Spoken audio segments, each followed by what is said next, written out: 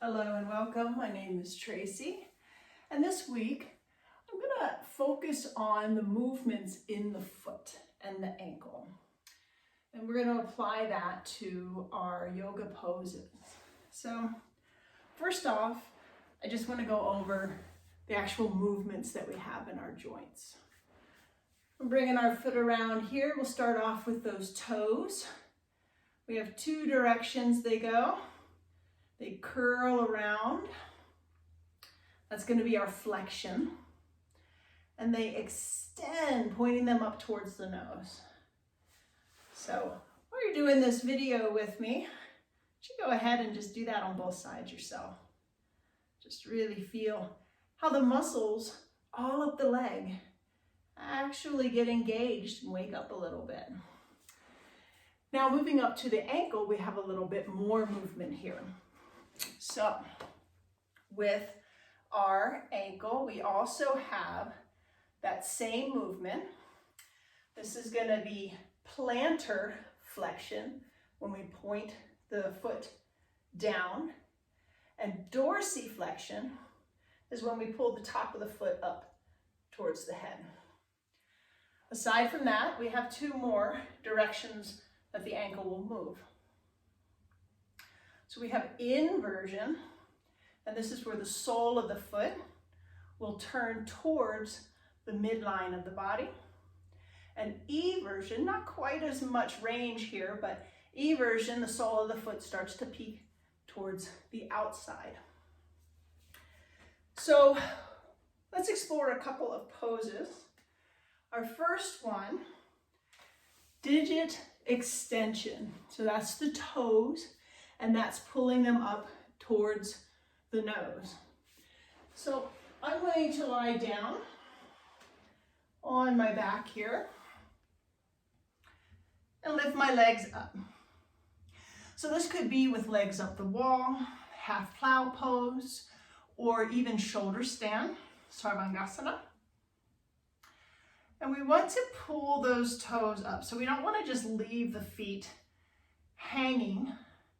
We want to engage into the muscles and almost feel as if you were standing on the ceiling and then pulling those toes.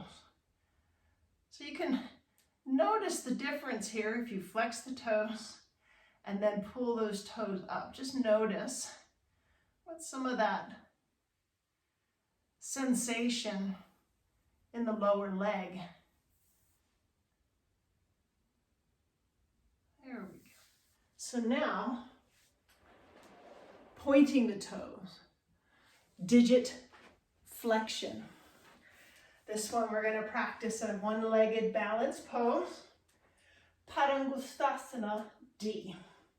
So lifting the foot, or lifting the leg, pointing the toe, and curling those toes down. Really feel that activation. Let the toes go loose and then really flex them under and notice the difference here.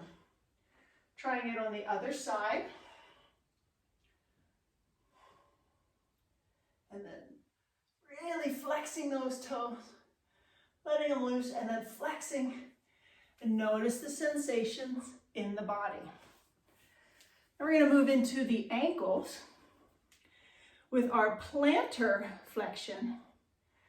We just practiced that with Padangustasana D. But we have another pose that really focuses on utilizing that plantar flexion. So I'm going to sit, I'm going to prepare my feet, bring my fingers back behind me, Purvattanasana. Fingertips pointed towards the torso. Pull the elbows and the shoulders together. Lifting the heart. Brace the core. Begin to press in with the heels.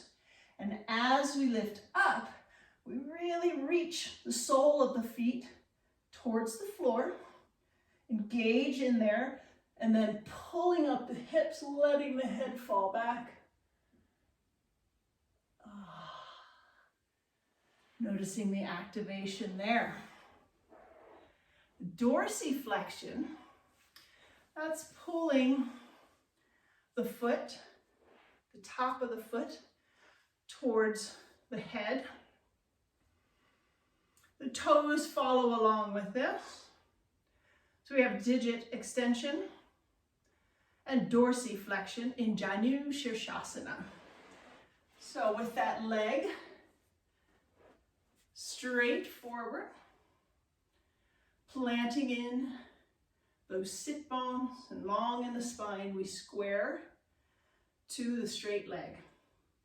As we come forward, keeping that engagement into the foot, you can grab at the shin, the ankle, the big toe, or even around the foot.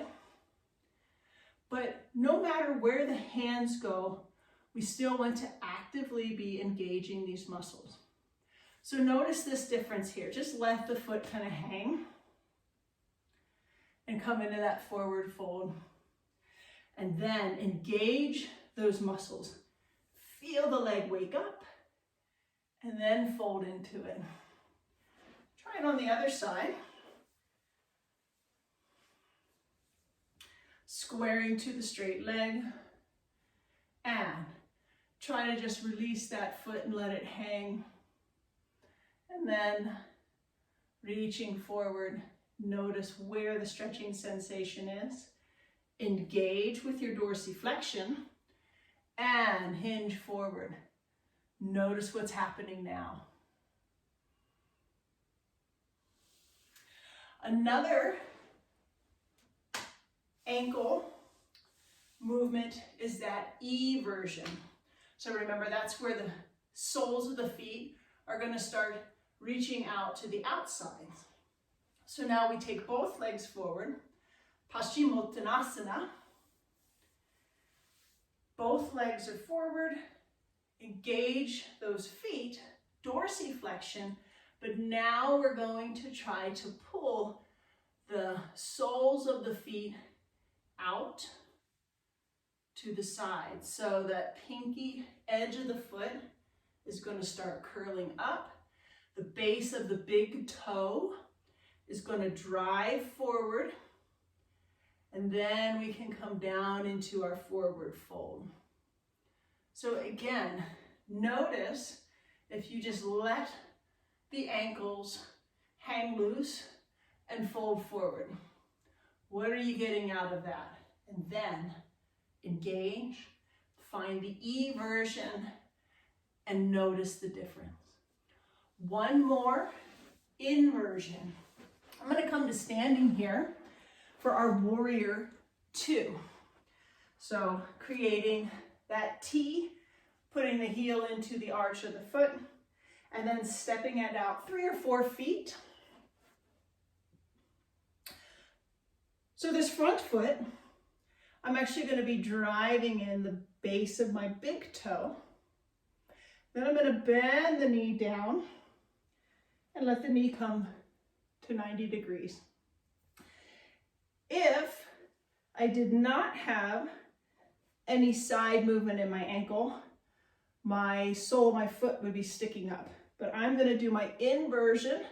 I'm going to pull that pinky edge of the foot into the ground, keeping equal weight in the foot, but really making sure that I'm engaging that pinky side of the edge of the foot.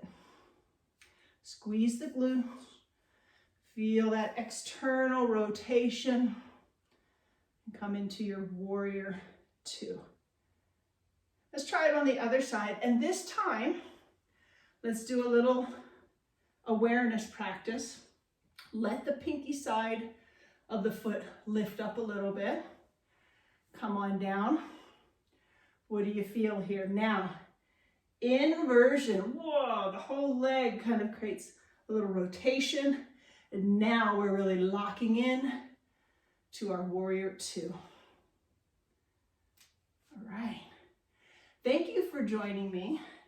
I hope this brought a little bit of awareness into your yoga poses and just realizing how much the movement of the foot actually has to play with the experience of our yoga poses. I look forward to bringing you some more videos next week, and have a great week.